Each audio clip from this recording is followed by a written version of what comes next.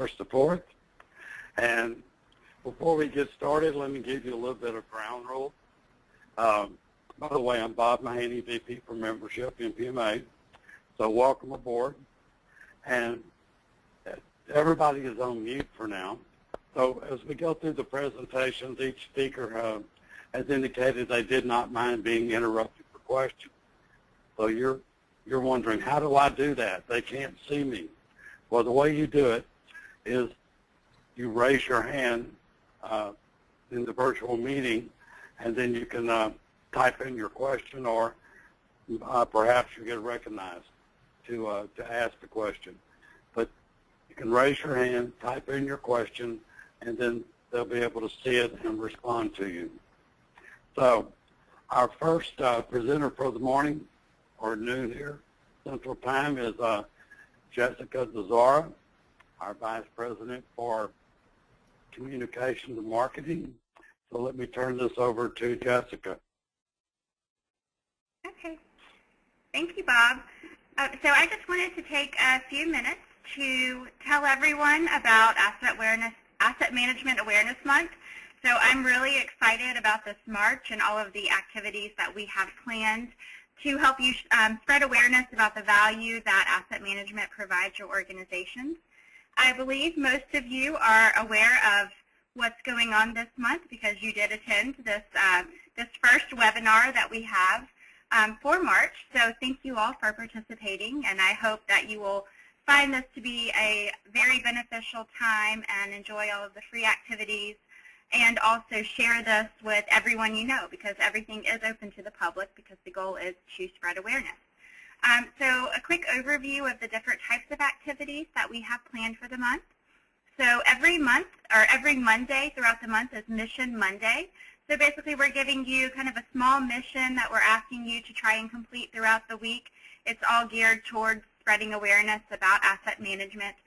So earlier this week you were all provided with a general flyer that provided some information about the value that asset management provides your organization, and asked to share that around your organization and with others. So you could either email it out or print it and post it around your organization. We also have Trivia Tuesdays. So this is just a fun, kind of interactive way to get people thinking and help with your brain power. So we do have a Facebook group page on Facebook, so it's the NPMA group. And there we're posting a weekly trivia question every Tuesday for everyone just to kind of think about. And then the responses are posted the following Wednesday morning. And then, like today, we have our Membership Wednesdays. So this is all about our members and providing you with some sort of valuable activity to learn from. So today we have our virtual membership meeting with a great educational presentation coming from Rick Dillard, and we'll have a different presentation every Wednesday throughout the month. So be sure to sign up for as many of those as you are able to. They will all be recorded. So if it doesn't fit into your schedule and you can't make it, or if the registration's full on that webinar, you can still watch it after the fact. And additionally, including today, there will be a couple of prizes given out following this webinar. So everyone that participates in the webinar will be entered into a random drawing for one of our lovely Asset Management Awareness Month t-shirts that were designed by Bob Kaler. So you will hear from me later this afternoon if you are a big winner, and then you will receive a t-shirt in the mail. So also we have Potluck Thursdays. So these are kind of random activities that will also help you to increase awareness and network with each other among the members and other people within the asset management community. So this week's potluck activity is just asking you to join our group on LinkedIn. So our NPMA group on LinkedIn isn't just for talking about what's going on with NPMA, but we also have a lot of posts from lots of people within the association that are sharing articles and other items of interest that are related to asset management, and just some really neat things out there to keep everyone networking and informed of what's going on within the industry. So please join LinkedIn, and there will be 2 t-shirts given away this week as well for that. So you have all week to sign up, and then will win that prize. And also, every Friday is YouTube Friday. So NPMA has a new channel on YouTube that we're really excited about. So each Friday this month, we'll be posting very short 2 to 3 minute video clips with some sort of, information to share with you. Just kind of a sneak peek this week. There will be a video from Dr. Doug Getz. That'll be pretty fun to watch and also informative, something to learn from. So be sure to check out our YouTube channel on Friday. And also, if you're a member of our Facebook group, I'll share the videos there as well, and try to keep a lot of information in one place to make it a little bit easier to keep up with. And also, again, more prizes on Fridays. So if you share the video on Facebook, you'll also have a chance to win a T-shirt. So lots of fun there. And then finally, the last day of March, the 31st, that Tuesday, is what we're calling Finale Tuesday. So this will be a big event webinar that we have going on. Cinda Brockman is coordinating this and will be sharing a lot of really great information that's geared towards your management. So you'll really want to think about inviting your management or other people that have an interest in learning more about the value that asset management provides and the value of supporting your team members and being members and active in NPMA and other organizations, and how your organization is going to receive so much return on investment from supporting you in these types of activities. So this is a really great opportunity, and that will again be on Tuesday, the 31st of March. All are welcome to come and invite your managers. And again, this will be recorded as well. So if it doesn't fit into their schedule, then they can still watch it afterwards. But if you do attend live, then again, more prize opportunities for T-shirts. So a lot of fun things going on this month. Everything is free and open to the public, so I hope you will all be sure to share that. Bob, you can just go to the next slide, please. So just a quick note, this is the website up here on the screen. On the NPMA website, we have a page for AMAM, which is Asset Management Awareness Month, and that is where we'll store all of the activities. So any recordings will get posted there. All of the upcoming activities and hyperlinks to get to everything will be right there on this one page. So you have sort of a central repository for everything. Also, the information will be communicated in the news flash each week. This morning when the news flash went out, you should all have seen what's planned for next week. And then I'll keep Facebook and LinkedIn updated as well with all of the activities that we're going on. So don't hesitate to reach out to me if you have any questions. And also look for a survey at the end of the month to go out to all of the members requesting your feedback. This is really important so we can make sure we do an even better job next year. And I hope you all enjoy the many activities. So thank you. That's all for me, Bob. All right. Thank you, Jessica. Appreciate it. Next, we have Sherry Cross, who serves as our immediate past president and director of our special interest groups. So we'll turn this over to Sherry. Thank you, Bob. Again, this is Sherry. I am the National Director of SIG, so it's been a very rewarding job that I've been fulfilling for the last couple of years. So if you aren't familiar with the Special Interest Group or the SIG program, I want to let you know how to get involved with that and what the benefits are. So next slide. First of all, participation is voluntary, and it is complimentary, so it is a part of your NPMA dues. You don't have to pay any extra. We currently have 12 SIGs, and they're split into organizational and functional areas, so you're welcome to join 1, 2, or all 12 of the SIGs. Again, I belong to all of them, and I would suggest you go ahead and sign up for as many as you think would be beneficial. So to give you kind of a listing of what SIGs are out there, next slide. These are the ones that are categorized by organizational areas. So we have contract property, which would be, I believe their focus is FAR contracts and DFAR contracts, things like that. So contractors for particularly DOD or some of the other federal agencies. Those who actually are federal and tract property. Both of those SIGs are very active and have a lot of webinars and conference calls. We have one for state and local government, university colleges and other nonprofits, and Bob Mahaney, who you've met earlier in this meeting, is the chair for that. They are also very active, so that's a great one. NASA and contractors, DOE and contractors, and then hospitals and medical facilities. Some of the special interest groups that are split up by functional areas would be, the next slide please, subcontractor held property, UID, electronic stewardship, so how are we getting rid of our electronics, all these computers we have coming to us now, property inventory, and then excess property and disposition. So as you can see, it's a broad range, and so you would probably fit into many of these functional areas and also one or more of the organizational areas. So some of the benefits of joining the special interest groups. Next slide.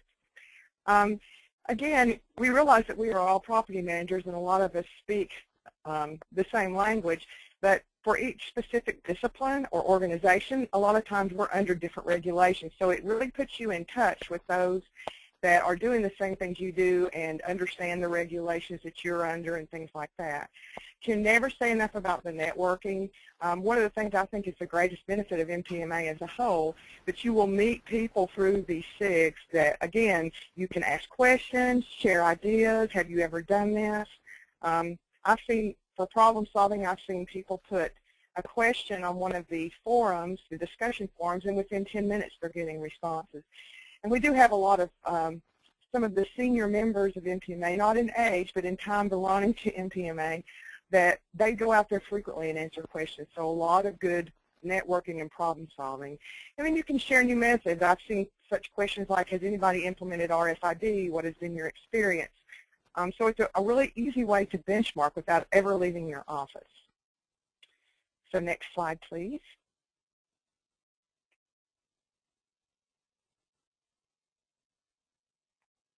Some of the format and activities, again, it's an online registration. There is a special interest group website. When you go on it the first time, you will be asked, I believe it's 5 short questions just to register you. And then you'll see all of the SIGs where you can just click on them and hit a join button. All of the SIGs do have forums, and again, many of these are very, very active discussion forums.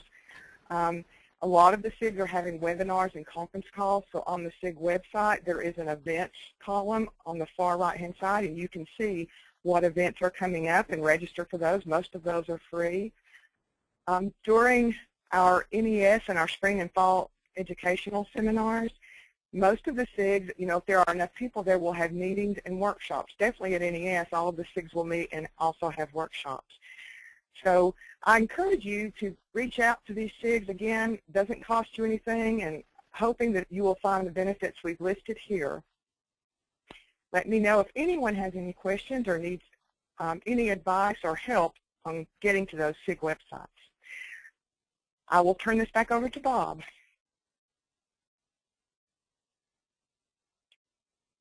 Thank you, Sherry. We appreciate that. And I will like to add that the SIGs are cool. Y'all should get in there and enjoy the discussion. Our next presenter will be Beth Green, our Vice President for Certification. And she's going to bring us up to date on a few things and tell us that why certification is an important part of asset management.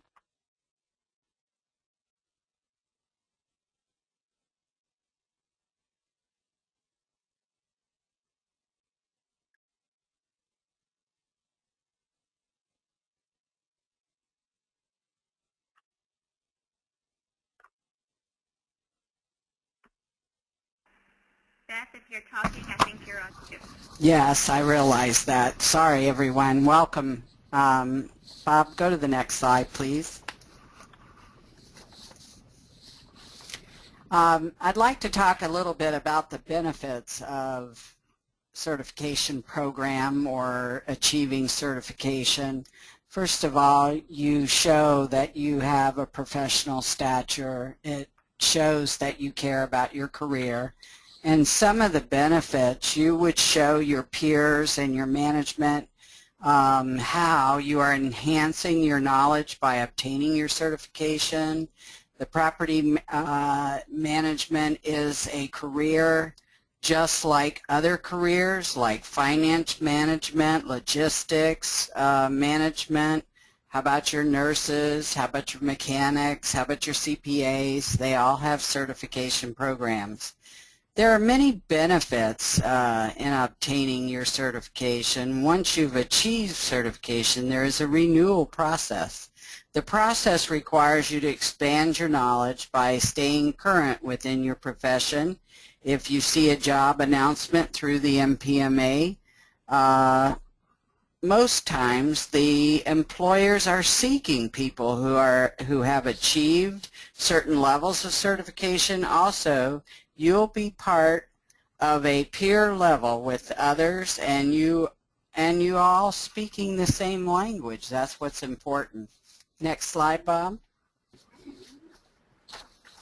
Also, the value. What is the value of a certification? I recently read an article written by Jason Zandri, who's a senior technical accountant manager for Microsoft Corporation. The question most asked of him is, why would someone that's been working for a company even bother to get certified, especially if they already have a college degree and have been working for a number of years for that one employer? Well, his advice is having a certification would demonstrate your value through that certification program, and you would be able to market yourself by getting certified. You'd stay current in your profession with a certification. And also, other thoughts why you would want to become certified is it shows that your skills are current, shows initiative when certifying is not required. It separates you from your peers. It verifies to management that the certification provider is effectively validating your skills for them.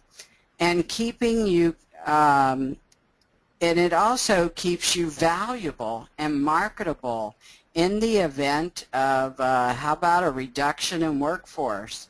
It also provides you with personal satisfaction that you've mastered best practices. Next slide.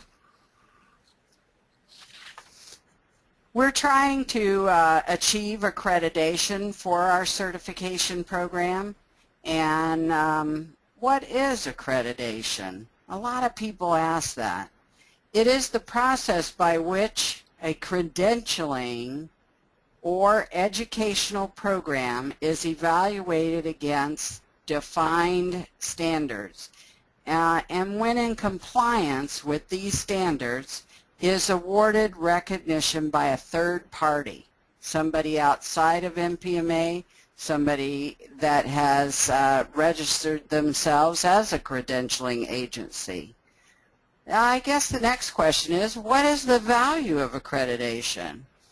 Well, it provides third-party oversight of a conformity of an assessment system. When we say the word assessment, we're talking about the exams or tests, as it were. So we assess your knowledge by these exams. It provides a mechanism for organizations to demonstrate to the profession it represents and the general public it serves that its credentialing program has been reviewed by a panel of impartial experts that have determined that their program has met the stringent standards set by the credentialing community. Next slide, Bob. Also, this is the credentialing agency that we went to. It's called the National Commission of Certifying Agencies, or NCCA, and it is for the Institute for Credentialing Excellence, called ICE. So they're the ones who are reviewing our application and telling us what we need to do in each standard. We started out with 76 standards. We're down to 2. So I'm still excited. We still may make it this year, I'm hoping. Professional certification is a voluntary process by which individuals pre-acquired knowledge, skills, and competencies are evaluated against predetermined standards, and the focus is on the assessment that the independent of specific class, course, or other education training programs. Participants who demonstrate that they meet the standards by successfully completing the assessment process are granted the certification. There is, you know, in the property world or asset management world, they talk about a standard called the American National Standards Institute. We even have some property reference to that. So this is what they use, and it just states that the professional certifying the organization must meet 2 requirements, and that is to deliver an assessment based on industry knowledge, independent from training courses or course providers, and second, grant a time-limited credential to anyone who meets that assessment. So even though we're in the property world, we follow a lot of rules and regulations. Well, this is also governed by rules and regulations. The certification, Certified Professional Property Manager, or the CPPM, application started in January of 2014. As I said earlier, we had 73 standards, and we've completed all of them several different times.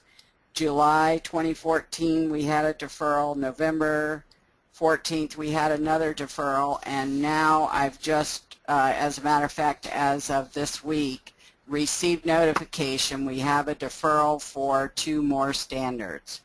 But I feel like we're getting so close because we keep getting them rewritten in the proper way. So next slide, Bob. I have put my contact information on this slide. As Jessica said, you'll be able to see it. If you ever have any questions about the certification program, please don't hesitate to contact me. And if anyone has any questions at this time, I'll be happy to answer them. Okay. Thank you, everyone. Thank you, Beth. Good presentation. Our next presenter is our main presenter, and let me tell you a little bit about Rick. When I ask about asset awareness, if you could do a presentation on that, I'll have to tell you that if you're not enthusiastic about asset awareness, you haven't met Rick. So let me introduce Rick Dillard, and he will talk about asset awareness. Thank you, Bob. Well, let's start off with the topic is asset management awareness. Basically, how do you get your name on the front page and stay there? Bob, if you could just go ahead and go to the next slide for me. And basically what we're going to try to do here is talk about what you can do to promote it. I remember we were at a conference a few years ago in Galveston. One of our chapters put on a conference. And one of the questions that was asked about property managers was, what do you do with your electronic waste after it leaves your facility? And unfortunately, most of them said they didn't care. They just wanted it out of the warehouse. Well, we'll be talking about some of that as we go through this presentation, but you got to change the way you look at things. You should care. At MD Anderson, we do everything big here, so if I don't care, some of my stuff could end up in a ditch on the side of the road somewhere, and that would be the wrong kind of asset awareness I'd want to talk about. Go ahead and change the slide, Bob. what we've done here at MD Anderson is we've got what we call an Executive Equipment Compliance Committee. It's basically leadership individuals as making up the membership. And if you know anything about asset management, you're probably an afterthought to most agencies, which is normal. So what you have to do if you're concerned about getting the attention that you need, you've got to get executive level buy-in. We put these people in a room, we meet quarterly, and we talk about things such as the progress of the inventory. We talk about procedural changes inside the department when we're changing forms or processes, or like in our case, we just went from one ERP system to the next, and there's a lot of communication that has to take place. We also have these members vote on changes to improve our property processes, reducing some redundancies, things of that type. And it's always a good idea to get upper management involved and let the information trickle down from the top. Next screen, Bob.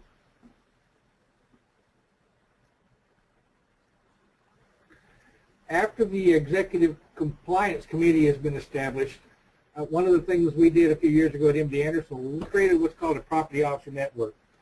And as it spells out here, it's simply a list of individuals who have been designated by the senior management who are going to serve as the liaison for asset management. They're the ones we want to train. Here at MD Anderson, we have around 300 different departments. So we have many people to train, and we make that training mandatory. I don't know if I put it on my slide, but it is mandatory for all property officers to make sure they're up to date with the policies and procedures and the way we're doing things here.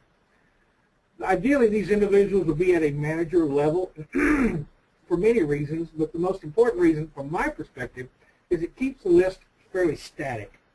A lot of times we see the frontline administrative assistants becoming the property person, and we kind of shy away from that because the turnover rate in that particular job title is far higher than we see at our manager level.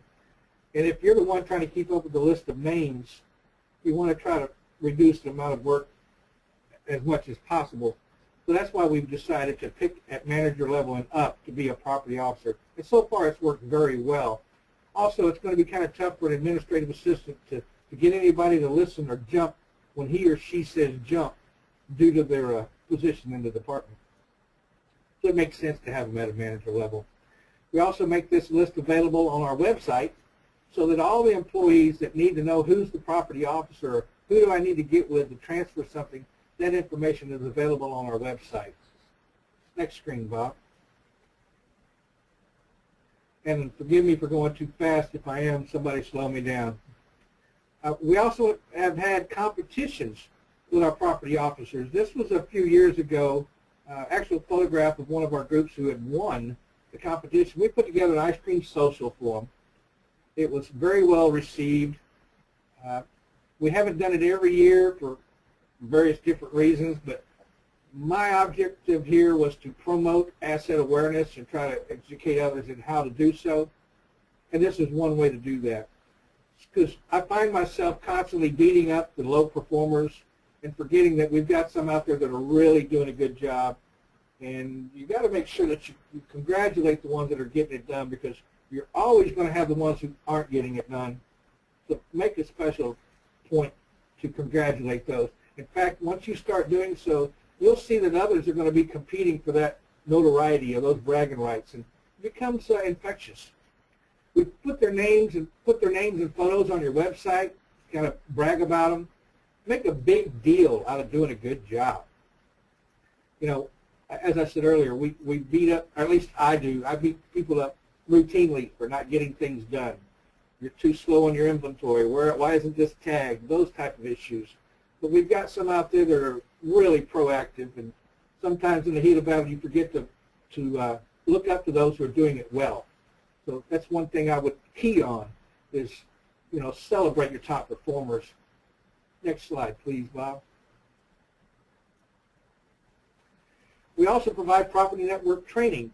And as I said earlier, we make it mandatory for our property officers every 2 years. We also provide it as an in-service to the departments. Many times our departments are so big, they have their monthly meetings for their own internal benefit. and they'll ask us to come to their meeting where they've got everyone in the department that's a decision maker or property officers or just some of the employees come and listen to what we have to say about how important it is to keep up with your stuff. And you know the little tricks, the little cliches, the best way to manage your inventory is to reduce it, things of that type. We also give the learners credit for training to be counted toward their self-development training. Here at MD Anderson, we're required to take extracurricular training above and beyond our daily job just to kind of keep us up to date in self-development courses. And we now realize that, you know, we can get more people to come to training if we give them credit for it toward their annual performance evaluations. And it's working. We make it available in multiple formats. We're actually getting ready to try to make it available for a self-paced study where you're just looking at a video and you click the screen to go on to the next. We have an instructor-led, which is predominantly how we're doing it now, which is the one I prefer because you can't see that puzzled look in the student's eye if you're not in the room with them. And sometimes they won't ask the question, but their face will make you ask them if they have a question. And in fact, many times I've actually planted questions in the classroom to make sure that they get answered in front of the crowd. Next slide, Bob. The website. Actually, this website needs a little work, but I wanted to point out the fact that we do have a website. And if you'll notice on the left-hand side of the screen, we've got, you know, just some basic information. That property network I mentioned earlier. All of our forms are here. We've got a surplus furniture website. This gives the population the ability to virtually shop our surplus warehouse for good available furniture. It's working as well as you can imagine. It's constantly getting requests for furniture and things of that type. All of our policies, procedures. This is where we would post the pictures of our top property officers, the picture of our property tag. A whole lot of information is on our website. And if you don't have one, I would strongly recommend you get one. Next slide, please.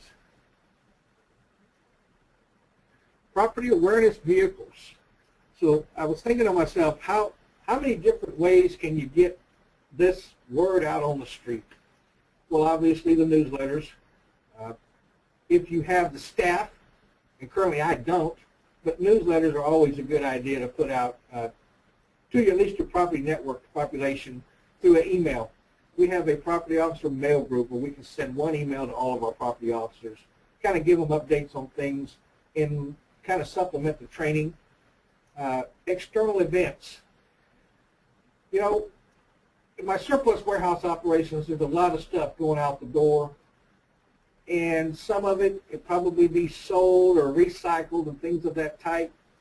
When we're talking about external events, in particular, I partnered with the Texas Medical Center here in Houston and became their chairman of their Sustainability Advisory Council. Basically, we kept up with recycling issues. All of the hospitals within the Texas Medical Center experienced some of the same problems with things like what to do with all this computer electronic waste, what to do with all these broken pallets. We all have that in common. So this event, for one example, we decided to have a computer collection drive. Everybody in the medical center, bring your computers to us at no cost. Take them off your hands. We'll even have a portable hard drive shredder on site. So what does that do? Well, that promotes, you know, proper recycling of electronic waste. Number two, it points out that someone in asset management at MD Anderson is running the show out there at the Texas Medical Center. And we're doing it because it's another way to get your name out there, to get publicized. I hate to say it, but and I'll say it probably twice in here, a lot of times asset management folks are going to be probably understaffed. You're an afterthought. You're no big deal. You've heard it all. You've got to make your own news. You've got to put yourself in the spotlight. Otherwise, you won't get any attention unless it's bad news. And we want to make sure we celebrate the bad along with the good. We've got office supply challenges where we bring supplies that have accumulated in a surplus warehouse to an event once a year. And for a 4-hour event, we probably repurposed about $40,000 to $50,000 worth of office supplies. It's a very popular event. Plus, everybody gets to know who asset management is because we sponsor the event.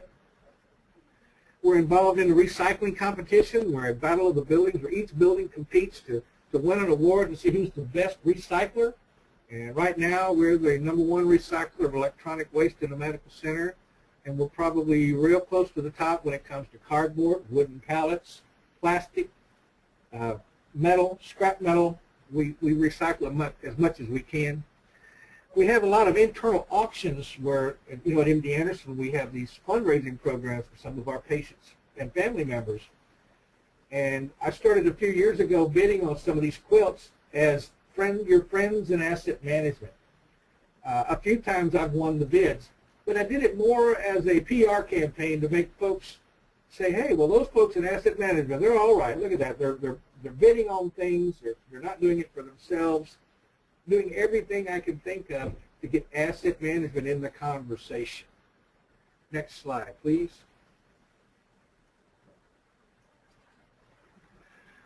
When we talked about the recycling, you've got to find a way to provide your customers with a way to virtually shop your surplus warehouse. My surplus warehouse has everything you can imagine in it, from vehicles to furniture, from antiques to new items.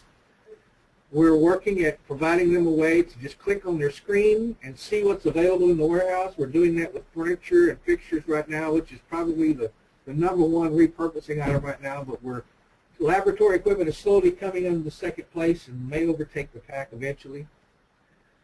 We talked about the sponsoring office supply swap meets. We want to let them know that asset management is doing not just the guy who makes you do your inventory, but we're also involved in a lot of other activities. And by the way, these are all voluntary, but it's a way to get your name and your department recognized. And the most important piece here is show the value of the repurposing in dollars. A lot of times, we used to use the term, we're saving this, we're saving the money, but the accountants say, well, you didn't save it because you didn't actually spend anything. So we started using the term cost avoidance, and that got the accountant's attention. So when you can show you're avoiding the cost, that's a real positive for a lot of bean counters. The last 2 years alone, we've repurposed over $1 million worth of equipment back into service. For example, we may have an ultrasound machine that may be a little old considering today's technology, but it's still good for some of our research animals that we may have. It still does perfect work for that. So we don't want to just get rid of things if we can find another use for them, and we've done that. We took a RV that we have for mammography, and instead of selling it, we converted it into a blood bank coach. Saved us $110,000 in one transaction. I kid. I used to tell them when we used to weigh our money, it didn't matter. But now most people are counting their money, and we're looking to find every dime we can. And this is a real gold mine for those who aren't aware of the potential savings you have in your surplus warehouses. Next slide, please. These are a couple of the slides. Well, the slide that I'm showing you talks about some of those opportunities. The slide on the left is obviously the e-waste collection event we had. It's through the Texas Medical Center, but we share it with MD Anderson employees. In fact, most of the MD Anderson employees are our biggest suppliers of product at these collection events. The other flyer to your right is actually a photograph of a trash container that was full of office supplies that was headed to the dumpster. We move a lot of people here at MD Anderson in our buildings and leases and departmental moves, and unfortunately the office supplies usually got sent to the dumpster. Well, an employee brought it up, we looked at it, brought it to the council, they agreed we should start doing something other than this, which is pretty much a no-brainer. And now we repurpose office supplies out of our surplus warehouse. And some of our customers have recognized how much of a savings they have here, and they are routine visitors to our surplus office supplies. Again, the Texas Medical Center is a very large corporation. However, because of asset management's involvement, we're having this computer e-waste collection. And there's a whole lot of issues related to that. You know, you've got your data sanitization. You've got, and it's not just computers. We were picking up all kinds of items from toasters to televisions.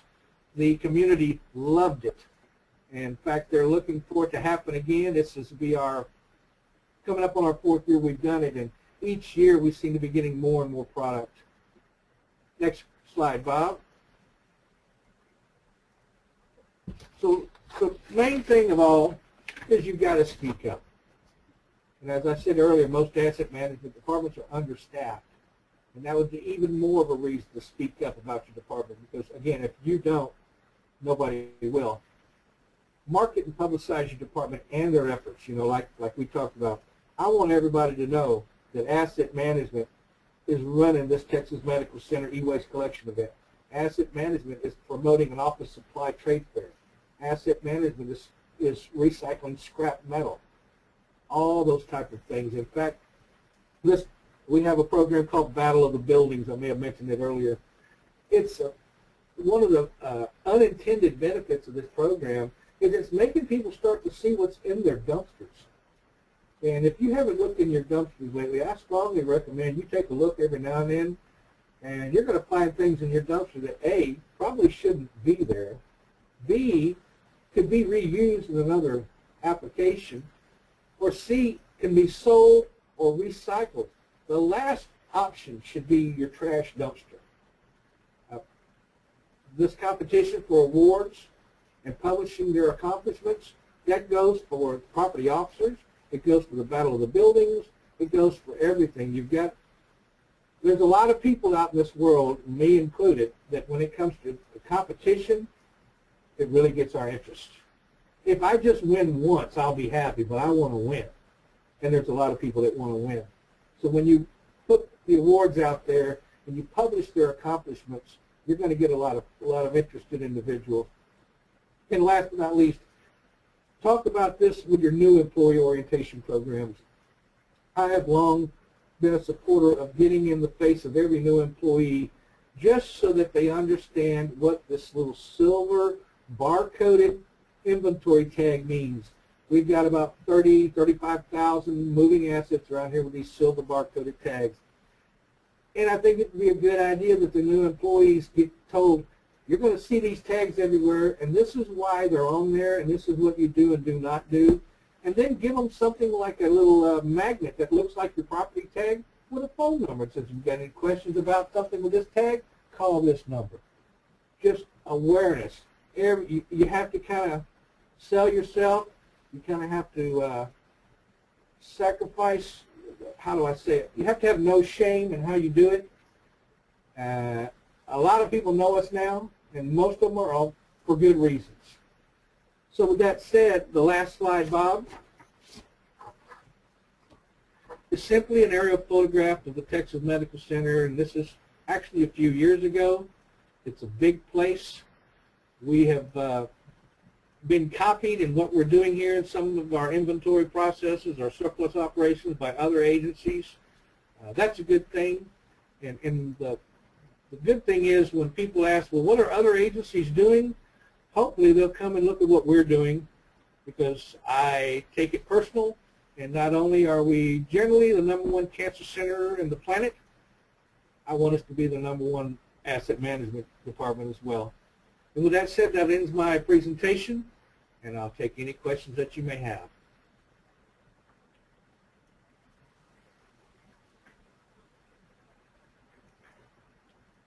Thank you, Bob. Thank you, NPMA. And I look forward to doing this again. Thank you, Rick, for an excellent presentation. And for those of y'all that may have joined a few seconds after my introduction, can you tell that Rick is passionate about asset awareness? And you should be too. This is Asset Madness Month. And you need to get out to the website that was in the first or second slide from Jessica. Click on it, look around, and be a full participant. Who knows? You could have an Asset Madness t-shirt. So we'll close here and say that our next meeting will be June 2015 with or without a space in between. So we'll have another virtual meeting on June. That would be a month or two before, a couple of months before the NES in Texas, which will be in Fort Worth. And I hope we'll see you there. If you see Rick